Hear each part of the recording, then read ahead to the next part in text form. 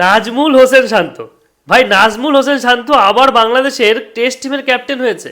এর আগে তাকে আমরা 3 ফরম্যাটে ক্যাপ্টেন দেখেছিলাম এবং কিছু মান অভিমান, টেস্টে হারছিল বা ম্যাচ জিতছিল বিভিন্ন রকম কারণবশত সেই টেস্ট ক্রিকেট থেকে তিনি কিন্তু ক্যাপ্টেন্সি থেকে সরে যান।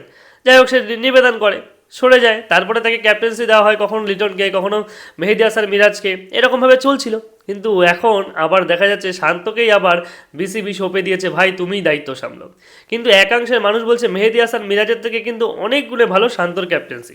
শান্ত ব্যাটিংয়ে হয়তো ভালো কিছু মাঝে মাঝে করে কামাল দেখায় এবং মাঝে মাঝে করে না, কিন্তু তবুও কিন্তু শান্তর সেঞ্চুরির সংখ্যা কিন্তু তাদের সবার থেকে বেশি।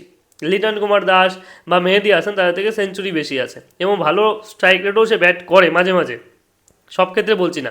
তবে শান্ত যদি বাংলাদেশ টিমের টেস্টের ক্যাপ্টেন্সিতে লাভ করে বা ক্যাপ্টেন্সি লাভ করার পরে সেই ক্যাপ্টেন হিসেবে সে যদি ভালো কিছু কার্যক্রম করে দেখাতে পারে, তাহলে বাংলাদেশের মানুষেরই লাভ। কেননা মেহেদী হাসান মিরাজের সিদ্ধান্ত সঠিক হয় না, কিছু কিছু ক্ষেত্রে সে এমন কিছু পাবলিকের মতো আবালের মতো সিদ্ধান্ত নেয়, মানে হঠাৎ করে রিভিউ, হঠাৎ করে বল চেঞ্জ, হঠাৎ করে কিছু যা খুশি মন চায় করে ফেলে।